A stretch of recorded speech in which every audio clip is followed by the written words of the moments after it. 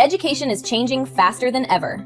We can't ignore the research that shows instructional practices rooted in evidence lead to better outcomes for students and stronger school communities. At Educational Innovation 360, we partner with educators and leaders to elevate teaching through personalized instructional coaching, data-driven professional development, and student-centered teaching strategies. Transform Ed Consulting, we bring deep expertise in strategic planning, organizational transformation, and leadership development, ensuring the whole system is aligned for success, equity, and sustainable improvement. Together, our goal is simple: to support schools and districts in transforming learning so that every student and educator can flourish.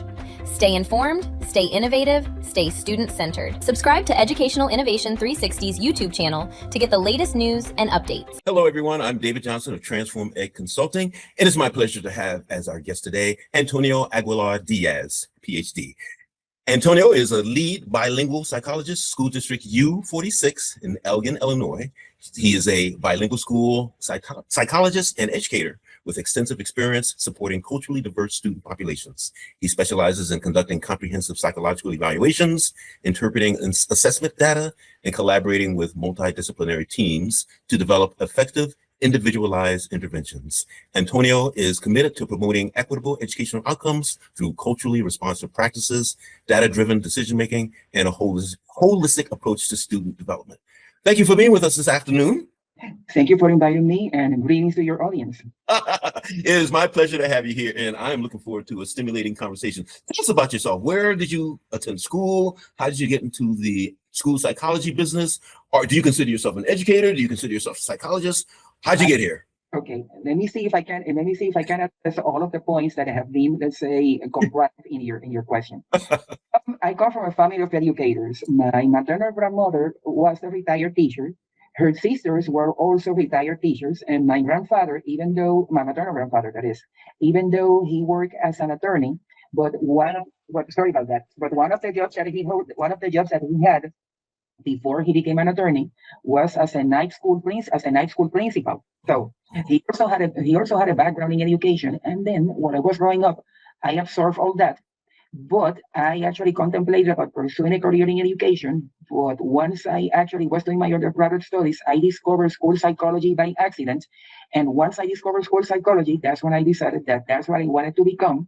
And I actually obtained my doctoral degree back in year 2010 at a private institution in Puerto Rico that it is called Inter-American University. And Inter-American University is considered the oldest private institution, and its grad program has a long-standing reputation because it was the very first institution to ever offer grad studies in school psychology. Okay. And I see you're an adjunct professor as well.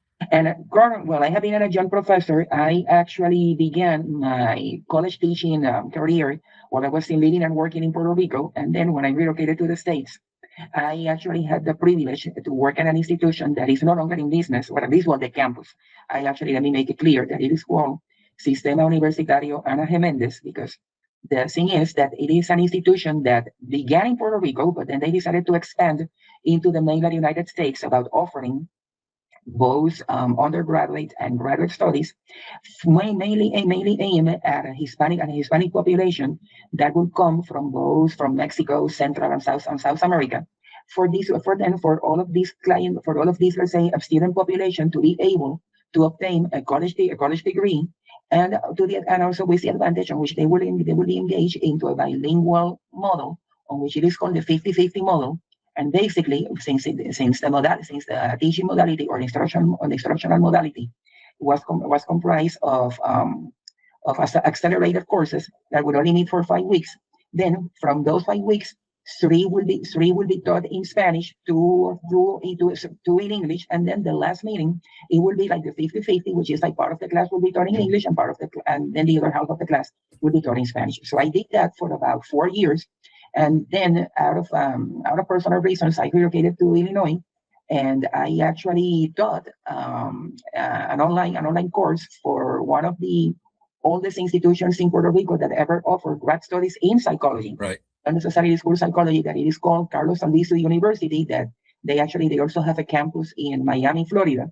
And most recently, Antonio, this is all stimulating, but we do have some topics we need to cover here, sir. So if you don't mind, I'm sorry to interrupt you.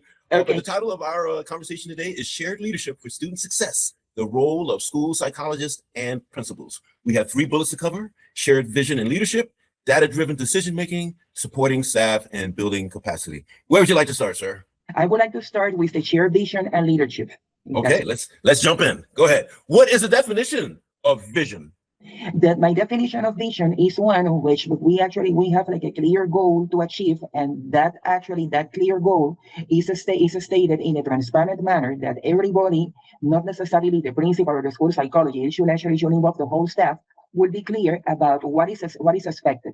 And then based on that expectation, then they should be provided with a breakdown of what will be the steps to follow in a logical, cohesive, and coherent way on which they can be attainable. And if changes need to be made, we will have the time in order to catch up with, let's say, with those gaps that can take place, regardless of the good intention, and without hurting or without hindering the possibility of reaching that desired goal. That can let me present this to you. The expected rate. I know that when a superintendent interviews for a position, or even a principal or anyone within leadership interviews for a position, one of the questions is, what is your vision? Meaning, what is your vision for this district? Or what is your vision for this building? So my point is, these administrators are expected to arrive with a vision. If they arrive with a vision, how does it become shared? That vision can be shared because keep in mind that principals are actually seen as the key players when it comes about looking at a school as an institution. But what makes a principal a good administrator and eventually a good leader is how this person is able to delegate responsibilities on the people around her or around him, and then conveying that message in such a manner that will be very clear and transparent, as I already mentioned, about what is the goal to achieve and how it should be accomplished. Okay, now I agree with you about delegating, but delegating already assumes that there is a vision. Correct. The question is, how do we share a vision when the school leadership, administrators, and others are expected to arrive with a vision? I would definitely say that it's very dependable on 3 key aspects based on my experience. The first one should be clear communication, and consistency is going to be a key factor. The second one is actually mutual respect, trusting the people that comprise the school staff, and actually building up those relationships in a manner in which the school staff will feel comfortable and will look at the principal as someone that it is trustworthy enough in order to reach that common goal or vision, as we are actually contextualizing it. And the third aspect will be about being honest about what works, what doesn't work, and when you're providing criticism, make sure that it is constructive. Okay, let's go back to the word you use, communication. There are a lot of theories about effective communications within an organization. When you use the term communication, is it a one-way street or a two-way street? It should be a two-way street, because if you are actually narrowing down to a one-way street, then the tone is gonna look dictatorial. And unfortunately, when someone uses a dictatorial tone, it can actually break apart those relationships that are going to be essential to achieve the goal, to reach the vision. Okay, so how does a two-way street contribute to a shared vision? The two-way street, if there is consistent communication, continuous communication, and especially transparent communication between both parties as a two-way street, and obviously when there is what I would call overall climate of respect, then all of those factors, and research actually will support it, that they tend to derive into the expected outcomes in a duly manner. Okay. The bullet is shared vision and leadership. How do you define leadership? I have a whole shelf of books regarding leadership, lots of leadership theories. How do you define leadership? I would say that leadership is, it's a personal trait that can be, polished by means of exposure to a professional environment, by means of research, by means of studies, and even by being observant about the issues that are taking place around you, but at the same time keeping an aura of humbleness about the things that you still need to learn in order actually to keep on improving. So when you're actually engaging into that two-way street, then the transparency and the tone will look, let's say, very honest, like very frank, without overstepping any boundaries on which people wouldn't feel, let's say, confident enough in order to deposit their trust upon the person who's actually being considered as the main leader that usually that relies on a school principal. And what is your preferred leadership style? Either receiving or giving? That's actually a very interesting question, because I would say that in order to be an effective leader, you need to give and receive. You need to be open and you need to be flexible for both, because we live in a world in which many expectations are not clearly conveyed. And then people are judged when those expectations are not met.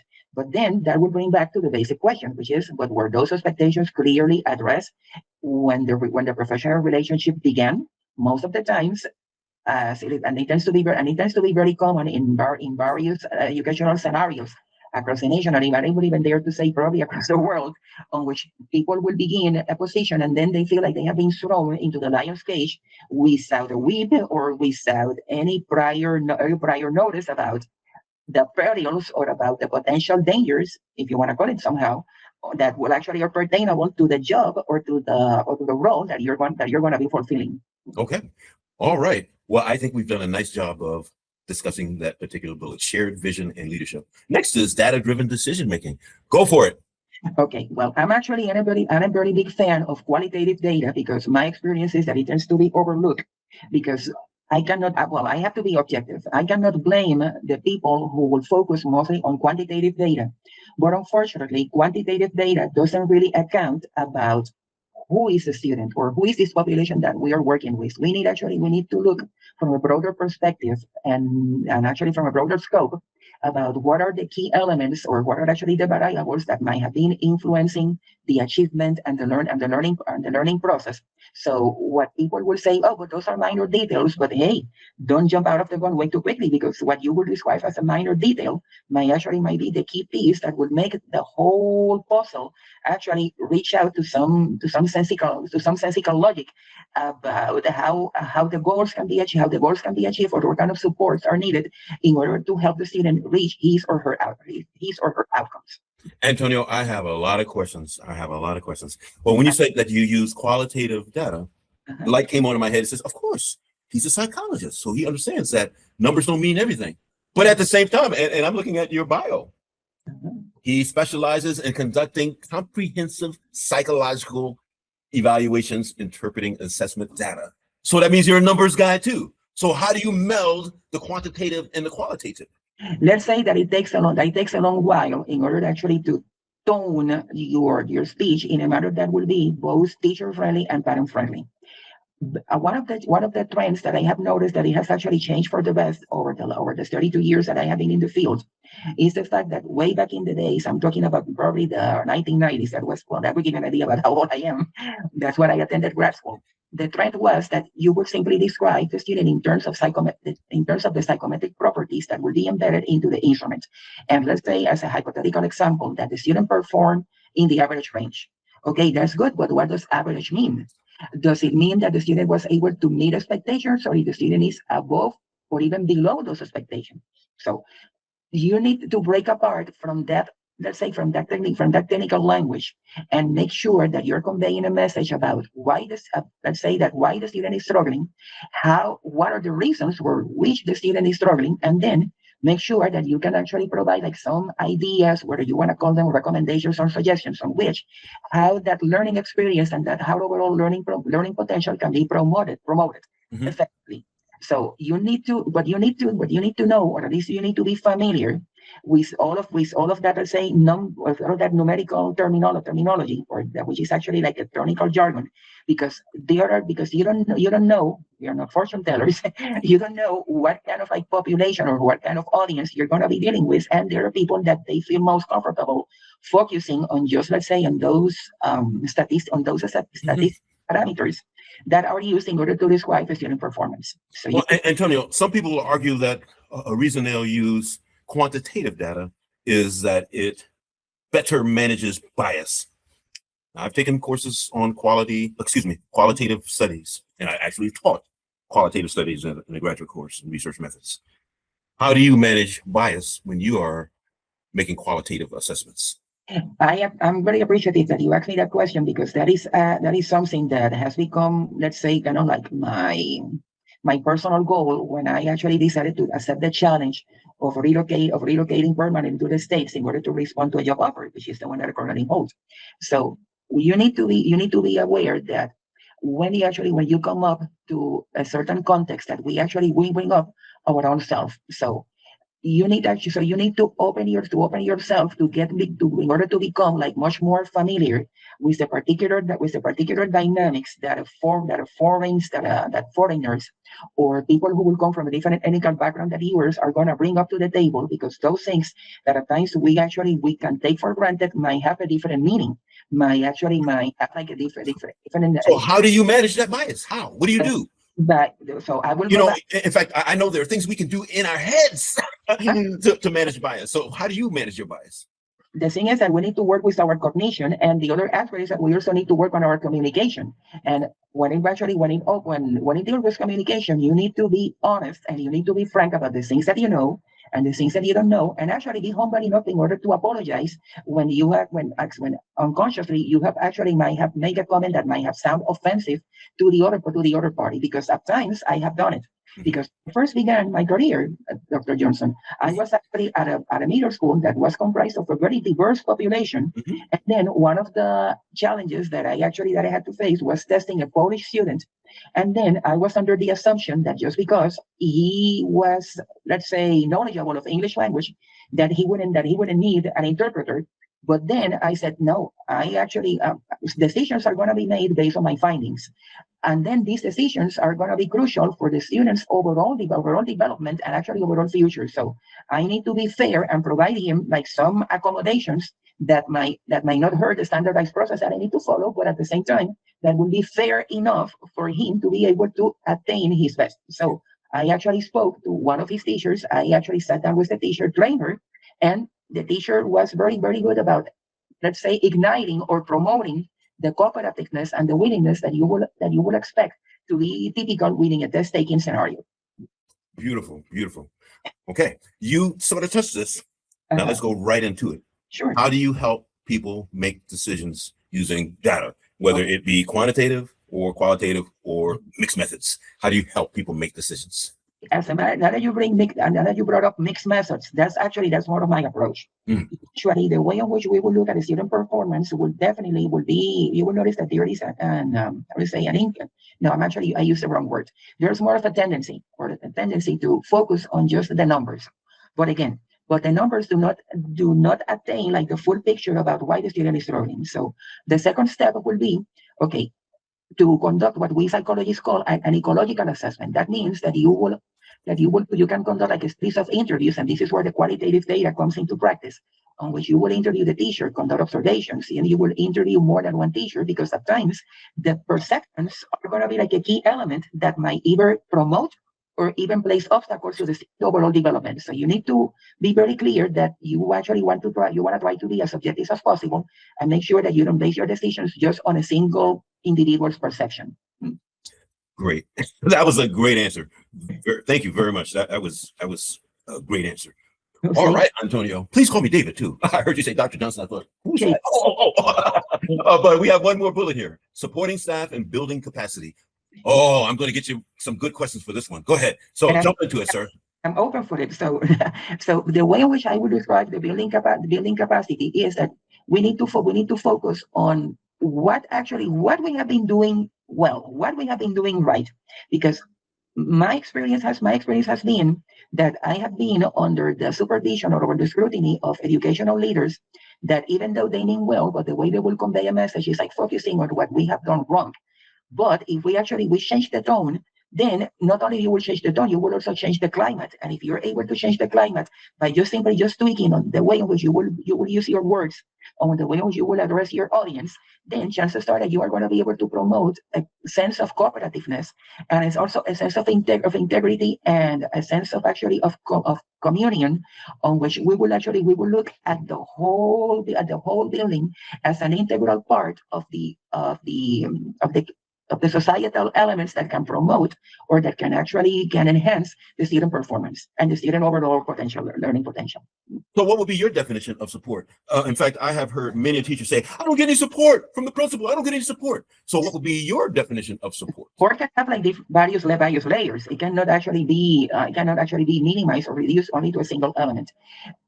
For instance, one way in which I have built, like, let's say, some, I'm not sure if I should call it notoriety, but I would say like visibility, is that one of the ways that I also like to cooperate is like I actually like to spend time in the early childhood classrooms, and I have volunteered in order like to sit down during circle time, and I have actually have read aloud some of the stories that the teachers actually might already have selected for the students, or at times when there is, let's say, a topic that the teachers do not feel like entirely comfortable on how to address it. I have also volunteered to do that. And that's actually a way in which you're providing support. And then obviously when the teacher have like some behavioral concerns about the students, then about like conducting observations, and then initiating a process on which we call the functional behavior analysis, because every behavior is an act of communication, but we need to be very observant in order to figure out what's actually the message that is conveyed within that act of communication. I have a question, and I guess this question encompasses both support and capacity. You know, in education, we say start where the student is. Well, how do you know where the teacher, the school, the principal is? That's actually a very pertainable question, because one of the things that I always like to do is to ask the teachers what are the curricular expectations for the students at the beginning of the school year, and also at the middle of the school year, and then when they're about to transition from one grade to another. That's actually the way. I don't want to portray myself as a curriculum expert, but let's say that I have become much more familiar and much more, let's say, in depth into some of these curricular expectations that teachers need to address when they're working with the whole class. Mm-hmm.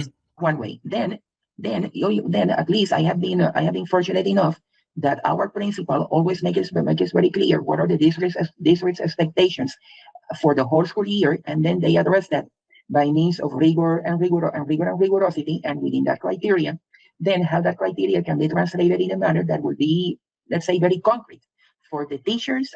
And one thing that I also have emphasized, which is actually part of, let's say, of my own crusade, if you want to call it that way, is like spending time on promoting parental involvement and parent education. Okay. Capacity. That is an often used word. Correct. What would be synonyms for capacity? And the reason I'm asking this is I'm not sure what capacity means. I'm not sure that when I use the term capacity, it's that I am using it the same way that others use it. In my humble opinion, capacity means like what are the resources that we have already available, that if they're used adequately and appropriately can turn out to be potential elements to promote student growth in what will be described as an adequate rate, and then make sure that you actually convey that message to the parents, but at the same time you also need to empower the parents so they can become collaborative partners in this whole process, because my philosophy is that the core center is the student. And if you keep that in mind, then it means that you also have your heart in the right place. Okay, synonyms. Would ability be a synonym for capacity? Synonym, and then resource identification, Mhm. then potential benefits, and also potential perils or pitfalls are also part of this broad definition of capacity. Mhm. Would stick-to-itiveness be a synonym for capacity?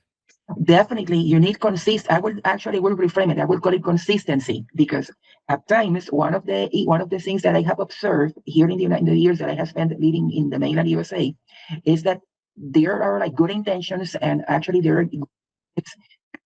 look phenomenal, but part of the problem which they haven't been entirely successful is because there was an inconsistent approach on how to implement them. And then from a program evaluation perspective, you need to be observant and judicious about how to prevent some of the pitfalls and make sure that you actually make the changes or that unit across the process. Would knowledge be a synonym for capacity? not necessarily a synonym, but I would say it's a key element. You need to have knowledge. And if you don't have it, make sure that you're humble enough to admit it. So then you can actually acquire more of a background basis to begin with. Well, Antonio, you certainly are a fountain of knowledge. And we've talked about a lot of things with only 3 bullets. We've dug in with a lot of different topics that might even deserve some further discussion. So if we could wrap all this up into a nice package, what would be the takeaway? I would say that the takeaway is that make sure that you know how to engage your audience by focusing on the positives, to make sure that your goal is to build a sense of trust that will turn the school staff in order to feel confident enough to reach out to you, to convey to you whatever worries or concerns they might have, because in the long run, that all of that will translate into action. And actually, we need to get into it. And then the call to action. What do you want people to do with the topics we've discussed? Action is that we need to start looking at students as whole persons. We need to look beyond what the numbers are indicating. But I'm not saying I want to like for the audience to think that I'm just one actually to debase or to minimize the role of numbers. But as a country, I would say that we have been spending a lot of time and energy and resources on just focusing on the achievement. There is nothing wrong with it, but the thing is that we have putting on some pressure that we are not allowing for the students, especially from the younger ones, to be able to have let's say typical experiences that we will tend to look at them as habitual within our childhood and within our preteen years, because those are the formative years before we grow up to become the adults that we are today. And if people want to pick your brain further, or if they want to hire your services, hire your expertise, how shall they contact you? Yes, they can contact me at usually I'm always available over email. My email is aladphd@gmail.com. I also have a LinkedIn profile that is actually shown on this video. It actually shows my whole name, Antonio Aguilar Diaz. And then once I receive an initial email contact, then I actually feel confident about sharing my cell phone number. Great. Well, it's been wonderful having you as a guest. Again, you have a fountain of knowledge, and I'm so glad that I found you and that we've had this conversation. And I would be remiss if I were not to mention my dear colleague and friend, Cassandra Williams, who is the brains behind Educational Innovation 360 Degrees, and she allows us to use her platform in YouTube. And I am, of course, David Johnson from Transform Ed Consulting, and you can find both of us in LinkedIn, or you can find our websites. Thank you all for being with us this afternoon, and I look forward to our next get-together.